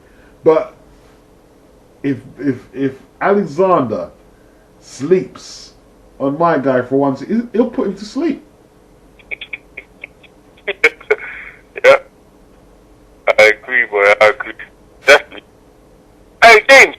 Sorry to cut your boxing fans. What do you think about Ricky Hand's comeback? Well, to me, it's just basically money. That's it. I mean, look, the guy, pure and simple, Ricky, look, man, that's embarrassing. He got kicked off, they kicked him off Sky Sports. Yeah. They kicked off Frank Maloney as well, so I mean, look, it's most embarrassing. Like, but Maloney, who is Maloney's a promoter? You're talking about Ricky Hatton. You're talking about a guy that was like, in his time, he was like one of the best in the world. Like, everyone was, you know, one of the most popular sportsmen in the country. Yeah. Come on, that's the, and this is the thing. This is the thing about. This is why I'm, you know, look. For me, I don't trust Adam Smith. Not even him. It's not even about one guy. Smith, Barnes. Listen, these guys are so sneaky. When you're on top, the thing with me, I'll talk to anyone the same. Anyone. I don't care who you are, I'll just talk to you the same. If you've got a problem with me, then I'm just going to be like, okay, regardless of who you are, I'm just going to lose interest in you. But if you show me respect, regardless of who you are, you can respect back. But the problem, but the difference is, people like Barnes and Adam Smith, they're not going to give you it. They'll only respect you if you're someone big. So what I'm trying to say, for Ricky Hatton, when Ricky Hatton was on top, yeah, they gave him respect. You know, they say, Ricky, how are you, man? Hey, Ricky, you know, let's have an interview. But for them to just stab him in the back like that, for them to just wear him away like a used condom, like, that's just real. That's all. I've got a theory on that though. I made a video. Do you think they felt threatened? Oh, 100%. 100%. Can't take me to say, I don't want to, I'll make a quick point here. I don't want to go too far and try and talk about myself as a fighter. No, go on, no, let it go. Let it go. No, but I said, you know, I said to him the last time I'm making, I was saying to him, you know, what's happened to Hayden Promotions? I said, what's happening with that? And, you know, he just spoke for a little bit.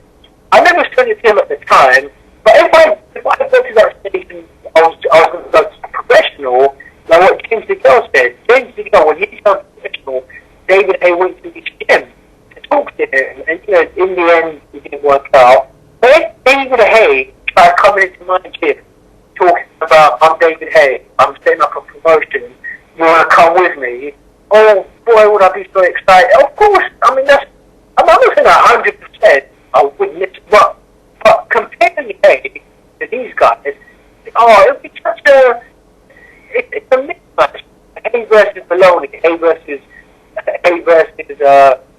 even someone like Nicky Hearn, I'd like. But even I'm there on a bit, but what I'm trying to say, that's the thing with guys that have grown up watching Hatton. Yeah, well, that's it.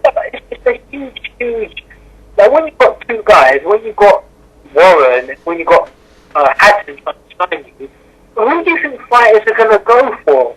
Exactly. When Hatton comes up to you like, you know, blah, blah, blah, this is what I've done, I think I can take you to a world title. And listen, look, let me just say to you, look, I'm a millionaire. You get me? I am going to take a cut of your money. I don't need to take your money. I'm a millionaire.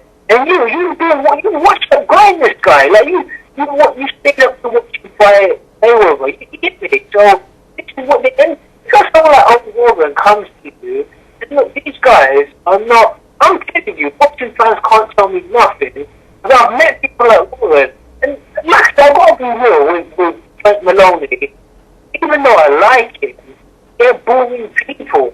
Yeah, I'm not going to say. That's right. They're not the characters. That's what I said in the video. These guys are not the characters. Look, like I said, right?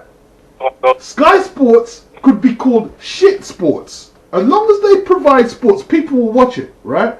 But if somebody like Ricky Hatton gets in the infrastructure and he puts on a couple of good promotions, people ain't going to care if it's Sky Sports cover it. They just know Ricky Hatton has got a successful company.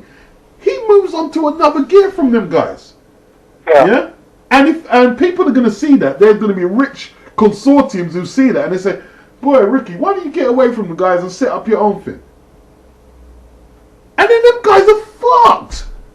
Exactly. You know what I mean? And they know it. They know it. You know what I mean? That's why they got rid of him like that. This is why Ricky Hatton coming back, because of money reasons, yeah?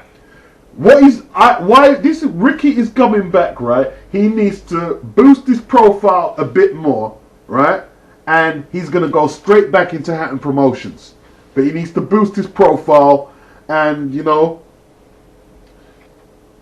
this is a business decision. This is a business decision. Apology, Jackson. Yeah. What do you think? Yeah. When Matthew Hatton lost to Errol Brooke, shortly after they cancelled his shortly after they cancelled the contract with the Hattons, and also Ashley Fairbairn is under the Hatton banner.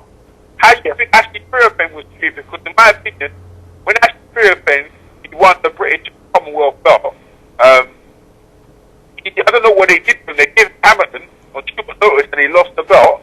I don't know if they were really looking after him. What do you think about that? Hatton Promotion, were they actually looking after their fighters? I mean, I don't know. When you say looking, it's not that they. I don't think it's not that they're not looking after their fighters. My guess is, I was guess because Ricky's a fighter. He's not an experienced promoter. I guess maybe it was a case of they didn't know how to handle. You know, they didn't really know what to do. Yeah. You know, it's what's the word?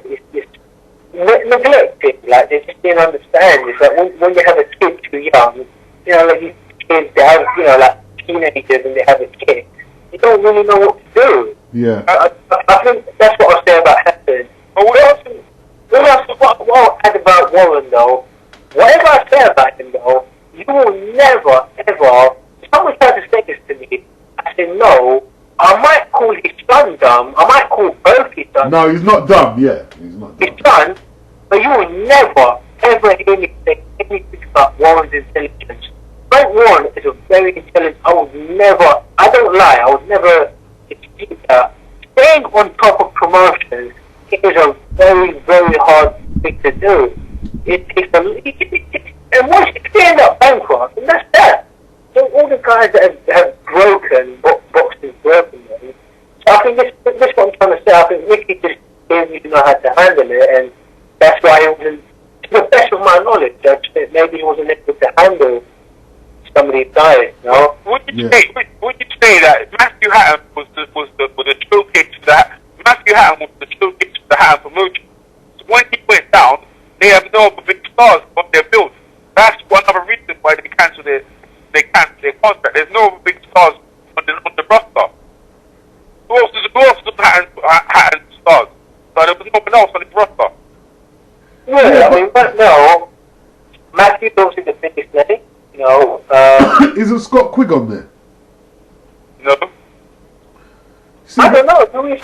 but to me, I don't think it was a problem, right, of that, because I think it would have been easy for Ricky to get fighters on the roster. You know, it was an early thing. Like, of course, Matthew Hatton was going to be the number one thing. It was his brother, but it was early days for Hatton Promotions. Of course, he's not going to have no big fighters, but by now, or maybe by next year, he would be stepping the level up. You have to. I mean, he's going to build the roster up slowly. You know, but then again, you could be right, Errol, because 50 Cent came and he's just started signing a mass full of people straight away. Yeah, you need star power. It's boxing, it's star power. And if you look at Hearn's stable, he goes star power. If you look at Frank Warren's stable, he goes star power. Who's the star power in their stables? In what? In both the star.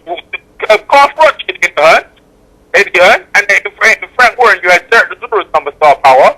And now he's aligned himself with Frank Maloney. He's got David Price. He's still got Jarrett the Sura. Yeah, you got a point. Yeah. Yeah. Down the list, he's got star power. But then again, Hatton was. He had Tony Bellew and he had James McGill. He don't care about getting rid of them because both of them lost. He don't mind getting rid of them. He don't mind getting rid of them. They both lost anyway. He don't mind. He still got the guy. All Frank Warren cares about, and what I learned from Billy T in boxing, all he cares about is the winner, being around the winner. He's still got good friendship with David Hay. If David Hay has a next fight, Frank Warren might be a part of the promotion. He was trying to promote the clinicals with David Hay, and Frank Warren wants to be a part of the negotiation because he knows he might get sliced for the cake. That's a bit, not too much, because Hay is very smart and he's got his own promotion.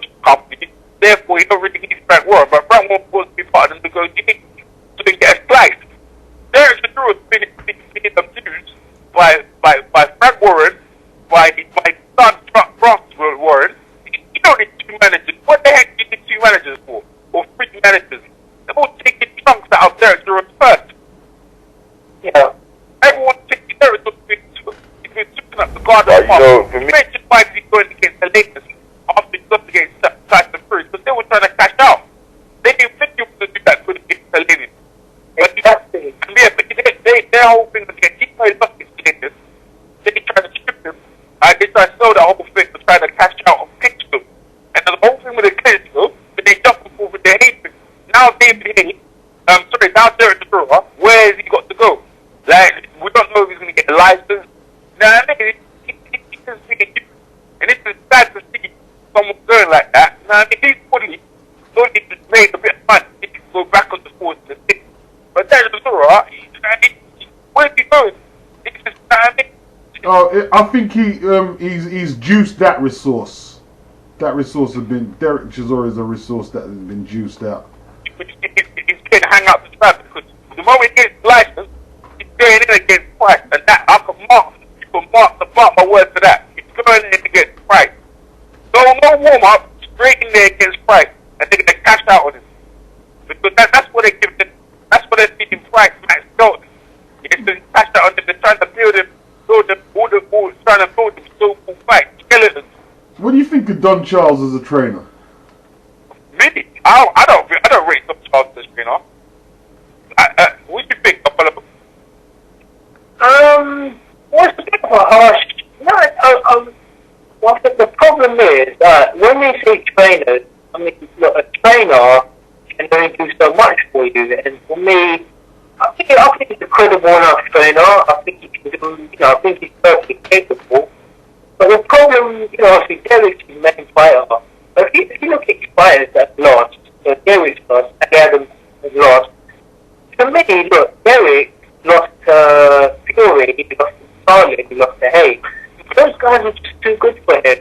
It's not a case of, it's not about trainer, it's not about Emmanuel Stewart, whoever. Those guys are just too good for him. It's the same thing with Ali Adams. I mean, if you've seen the fight, Ali Adams got clocked. Yep. They're not put to sleep.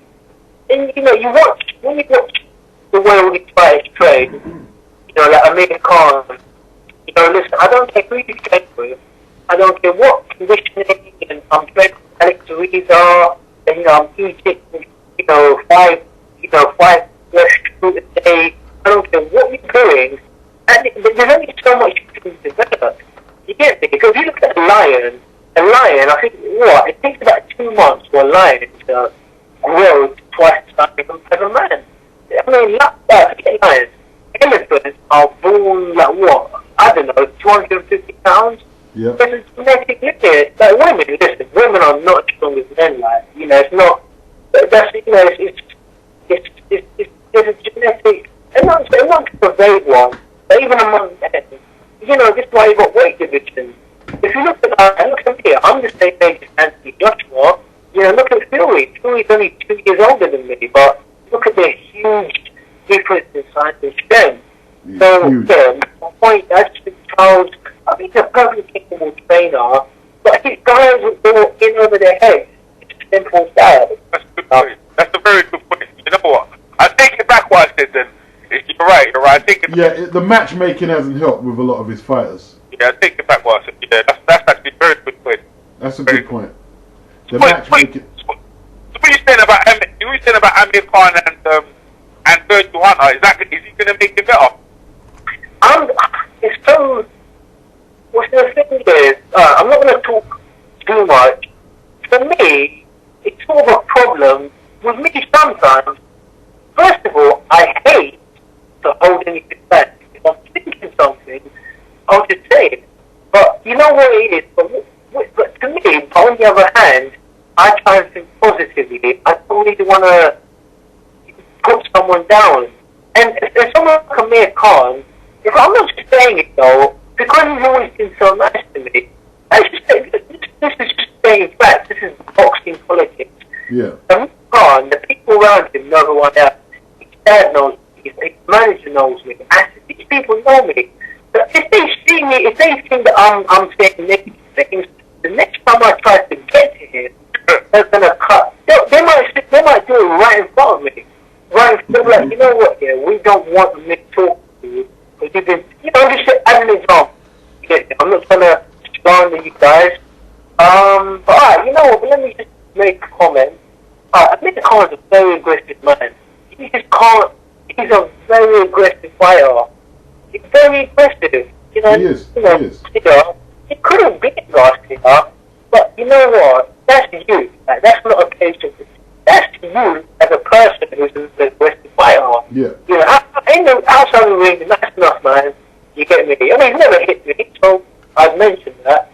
I just think that's just, you know what? If he's 25 years old, I just can't see any trainer eradicating that. And it's, it's a good thing and a bad thing. Yeah, he's a gutsy fighter. He's not gonna quit. And you see, the thing is, yeah, these days, it's expectations of what people have on people. To me, Khan has had a good career, right? Why do we expect that he's going to be able to do this and that? Sometimes you just have to see things as it is, If you make him too defensive, he won't be Amir Khan no more, will he? Well, what I'm trying to say is that you could. Well, listen, whatever you do to a guy, I don't care what training he has to do, when it comes to the fight, it's very difficult. You just make a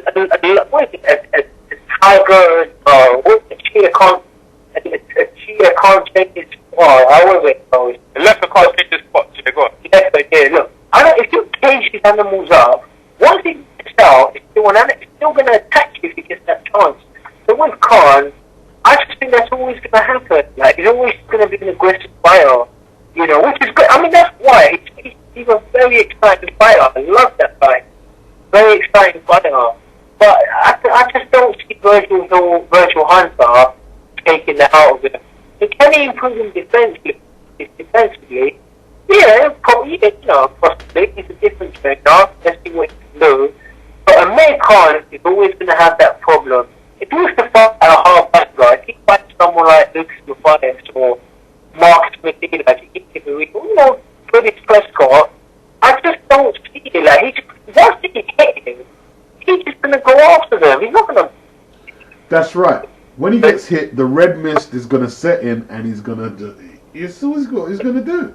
That's what he's going to do. Time and time again now. We see it in... Like I say, he's a very exciting fighter.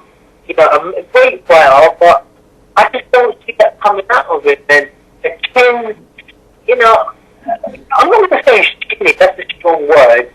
He can't take, by my observation, he cannot take a punch at the elite light welterweight level.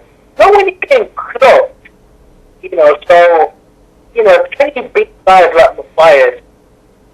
To me, not at the moment. I wouldn't like to see Amir Khan fight Lucas Matthias. I wouldn't like to see it. To end it on a positive note, for his own safety. Let me just see what he can do, but to say that he can beat someone like Matthias, I can't lie. Like, just because I've met you once and got a picture, nah, not yet. But to me, he's like to say one of the best fighters out there, so let's just expect him too much, because you can only do your best, But you guys have seen what happened when I got in the ring with these guys. So no one can try and say rubbish to me and say, but we want to see you win. I'm like, well, win how? I'm not that good. That's just not, there's always people better than me, Yeah. Okay. I think we're going to wrap this one up because we're at the 1.5 hour mark. So, any final thoughts? I think we've covered everything. Yeah, we've covered everything. I'm looking forward to the next debate, but this is a great debate. Thanks my boxing rhymes and beats, and I follow James Jackson. Alright. Great discussion. I loved it. I enjoyed it. I thoroughly enjoyed it, man. So, you guys, be good. Alright then. Alright? Alright. Take care. All right. Peace. Bye. Take care, guys. Okay.